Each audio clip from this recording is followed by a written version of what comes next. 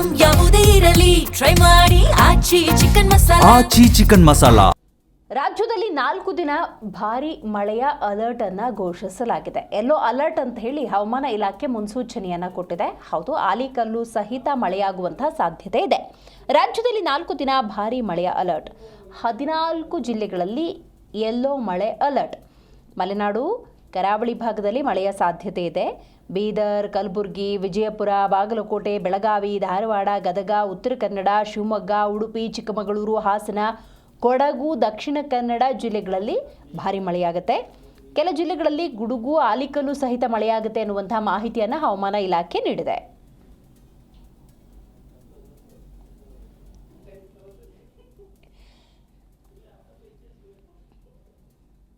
ಇನ್ನು ಬಾಗಲಕೋಟೆ ವಿಚಾರಕ್ಕೆ ಬರೋದಾದರೆ, ಬಾಗಲಕೋಟೆ ಜಿಲ್ಲೆಯಲ್ಲಿ ಮಳೆಯ ಅಬ್ಬರ ಹೆಚ್ಚಾಗಿದೆ. ಈಗಾಗಲೇ ಮಳೆ ಬಂದಿದೆ.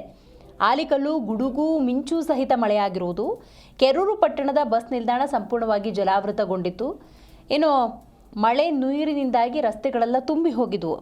ಮುರ್ನಾಳ ಗ್ರಾಮದ ವ್ಯಾಪ್ತಿ ಗುಡುಗು ಸಹಿತ ಭಾರಿ ಮಳೆಯಾಗಿದೆ. ರಸ್ತೆ ತುಂಬೆಲ್ಲ ಯಾವ ರೀತಿ ಮಳೆಯ ನೀರು ಆವರಿಸಿದೆ ಅನ್ನೋದನ್ನು ನೀವು ದೃಶ್ಯದಲ್ಲಿ ಗಮನಿಸಬಹುದು. ಬಿಸಿಲಿಗೆ ಬೆಂದು ಹೋಗಿದ್ದಂಥ ಬಾಗಲಕೋಟೆ ಜನತೆಗೆ ಈ ಮಳೆರಾಯ ತಂಪೆರೆದಿದ್ದಾನೆ. ಬಾಗಲಕೋಟೆ ಜಿಲ್ಲೆ ಬಾದಾಮಿ ತಾಲೂಕಿನ ಕೆರೂರು ಆಸುಪಾಸ್ನಲ್ಲಿ ಭಾರಿ ಮಳೆಯಾಗಿದೆ.